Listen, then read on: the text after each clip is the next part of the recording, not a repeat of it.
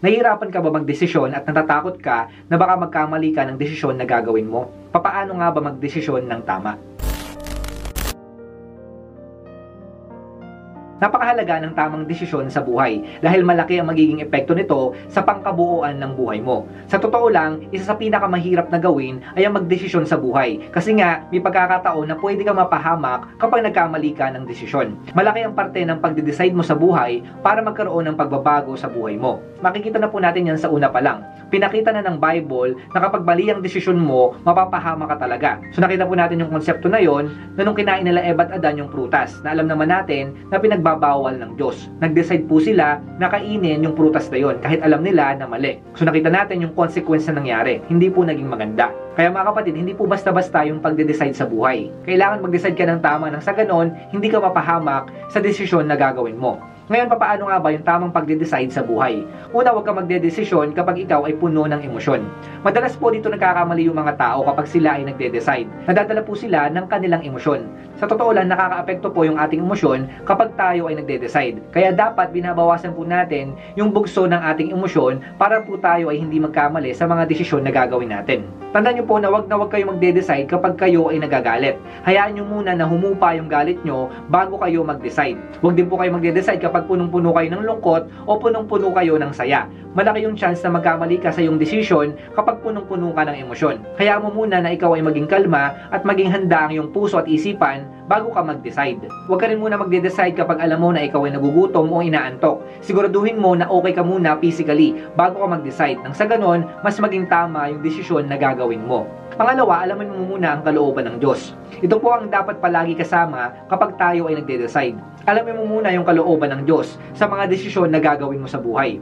Pero syempre, hindi mo lang dapat basta alam kung ano yung kalooban ng Diyos. Hindi po sapat yon. Dapat syempre, sundin mo kung ano mismo yung kalooban ng Diyos. Kasi sina Eva at Adan, alam naman nila yung utos ng Diyos. Na yun nga, huwag kakainin yung prutas. Yun po yung kalooban ng Diyos. Pero kinain pa rin po nila. So ibig sabihin, hindi nila sinunod kung ano yung kalooban ng Diyos. Alam lang nila kung ano mismo yung kalooban ng Diyos. So sa pagde-decide mga kapatid, syempre mahalaga na dapat alamin mo yung kalooban ng Diyos at syempre sundin mo kung ano yung kalooban ng Diyos na yon. Nang sa ganoon, mas maging tama yung desisyon mo at yun nga, hindi ka mapahamak sa huli. Tandaan nyo po, lahat ng sumusunod sa kalooban ng Diyos, hindi po yan napapahamak. Lahat ng sumusunod sa Diyos, nagiging maganda ang buhay. Kaya dapat, kapag kayo ay nagde-decide, make sure sumusunod kayo sa kalooban ng Diyos. Hindi ka magkakamali sa iyong desisyon kapag alam mo na sumusunod ka sa kalooban ng Diyos. So alam ng Diyos ang lahat, lalo na yung future mo. So huwag kang matakot na magtiwala at sumunod sa kalooban ng Diyos.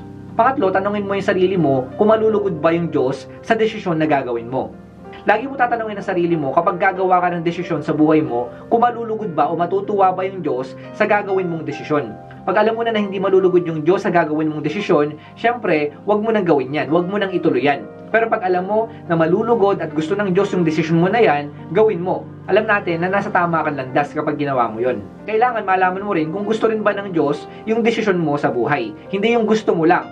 Kasi kapag gusto mo lang, pwede kang mapahamak dyan. So kapag nagde-decide ka, dapat hindi mo lang gusto. Dapat gusto rin ng Diyos. So paano mo malalaman kung ano yung gusto at ayaw ng Diyos sa buhay mo? Siyempre, magbasa ka ng Biblia at mas makikita mo doon kung ano yung nais niya sa buhay mo. Pang-apat, humingi ka ng mga advice sa mga desisyon na gagawin mo. Makakatulong po yung mga taong mahahalaga sa buhay nyo at yung may mga impact sa buhay nyo para sa mga desisyon na gagawin nyo. Pero mga kapatid, syempre yung mga tao na yan ay tutulong lang sila. Hindi po sila yung magde-decide sa buhay nyo. I-consider nyo lang po kung ano yung sasabihin nila na pwede makatulong sa mga desisyon na gagawin nyo. Tandaan nyo po, pwede rin kasi magkamali yung mga tao. Kaya wag po kayo basta-basta babase sa kung anong sasabihin ng mga tao. Kumuha lang po kayo ng ilang mga idea o kaya man po wisdom na pwede nilang ibigay sa inyo kapag kayo ay nagde-decide. Panglima, matuto ka sa mga pinagdaanan mo. Malaking tulong po yung mga nakaraan nyo sa paggawa nyo ng desisyon. Kasi halimbawa, nagkamali na kayo sa inyong nakaraan. Ngayon sa time na magde-decide ka, kung alam mo na nagkamali ka na noon, syempre, hindi mo na uulitin yung mga pagkakamali mo na ginawa mo noon. Kung mali na yung desisyon mo noon, wag mo nang ulitin yung ganong klaseng desisyon. Kumbaga, matuto ka na doon sa pagkakamali mo. Gamitin mo yung mga nakaraan mo para makita mo yung mga dapat mong iwasan. Yung past mo yung magiging guide mo para sa mga desisyon na gagawin mo. So yung mga pagkakamali mo noon, mag-decide ka ngayon na wag mo nang ulitin yon. At bukod dyan, yung mga nagawa mo naman na okay noon, at tingin mo nakatulong sa'yo, pwede mo siyang gamitin ngayon sa pagde-decide mo rin. So matuto ka sa lahat ng experiences mo sa buhay. Yung mga napatunayan mo na tama na nagawa mo noon, ulitin mo lang yun at mas lalo mo pang i-improve. Nang sa ganun, mas makapag-decide ka ng tama ngayon. Pang-anim, huwag ka basta-basta magde-decide lalo na kapag hindi ka sigurado. Kung di ka sigurado sa iyong desisyon, huwag mo madaliin. Mas mahihirapan ka kapag minadali mo yan. Mas malaki yung chance na magkamali ka kapag nagmadali ka sa pagde-decide mo. So bigyan mo lang ng time yung pagde-decide mo. Aralin mo mabuti. Ipag-pray mo muna mabuti. Huwag ka basta-basta gagawa ng desisyon. Pag-isipan mo mabuti. Alamin mo muna yung daan na ituturo sa'yo ng Diyos. Tandaan nyo po, maraming mga taong napapahamak dahil nagmamadali sila. Mas malaki yung damage at mas mahihirapan ka kapag nagkamali ka ng desisyon. Kaya dapat, mas bigyan mo ng time yung decision making mo. Lalo na kung major decision yan. Kapag nagde-decide kayo, dapat 100% sure kayo doon at dapat hindi kayo nag-aalinlangan. Kasi kapag meron pang pag-aalinlangan, ibig sabihin yan, hindi pa kayo sigurado sa desisyon na gagawin nyo. So dapat buo ang loob nyo at dapat meron po kayong peace sa inyong puso at assurance na mula sa Diyos kapag kayo ay nagde-decide. So kapag di nyo pa nararamdaman yung mga ganun, huwag muna kayong magde-decide. Maglaan ka muna ng ilang mga panahon para sigurado ka. At pang-pito, panghuli, humingi ka ng kaalaman sa ating Diyos. Kapag humingi ka ng kaalaman sa ating Diyos, hindi niya yan ipagkakait, lalo na kung yan ay para sa ikabubuti mo. At kung yan ay kalooban niya para sa iyo. Kaya mga kapatid, kung gusto nyo ng tamang desisyon, humingi ka ng tulong sa Diyos. Mag-ask ka ng wisdom.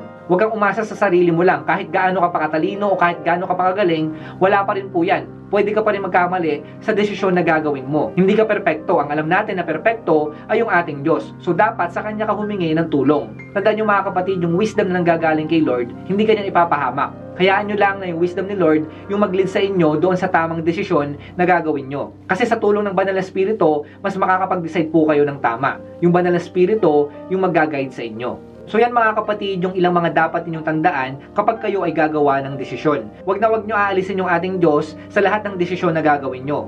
Tandaan nyo na kapag nagtiwala at umasa kayo sa Diyos, sa lahat ng mga desisyon na gagawin nyo, hindi po kayo magkakamali. So ito po yung ilan sa mga paalala ng Biblia kapag kayo ay gagawa ng desisyon. Basahin natin yung James chapter 1 verse 5. Ngunit kung ang sino man sa inyo ay kulang sa karunungan, humingi siya sa Diyos at siya ay bibigyan, sapagkat ang Diyos ay nagbibigay ng sagana at hindi nanunumbat. Basahin din po natin yung 1 John chapter 5 verse 14. May lakas loob tayong lumapit sa Kanya dahil alam nating ibibigay niya ang anumang hingi natin kung ito'y naaayon sa Kanyang kalooban. At ito po yung sinasabi sa Proverbs chapter 3 verse 5 to 6. Kaya huwag ka magtiwala, buong puso at lubusan, at huwag kang mananangan sa sariling karunungan. Sa lahat ng iyong gawain, siya nga'y alalahanin, upang ika'y patnubayan sa iyong mga tatahakin. So mga kapatid, nawa nga huwag kayong mamali ng desisyon nyo. Mas magiging tama ang desisyon nyo kapag kayo ay nasa kalooban ng Diyos. Huwag kayo padala sa kung ano man ang sinasabi ng mundo na ito o ng social media. Hindi po sila ang makakatulong sa inyo sa mga desisyon na gagawin nyo. Pagkatiwala mo lahat ng desisyon mo sa Diyos, dapat alam niya po lahat ng yan. Nang sa ganon, mas maging tama yung desisyon na gagawin mo sa iyong buhay.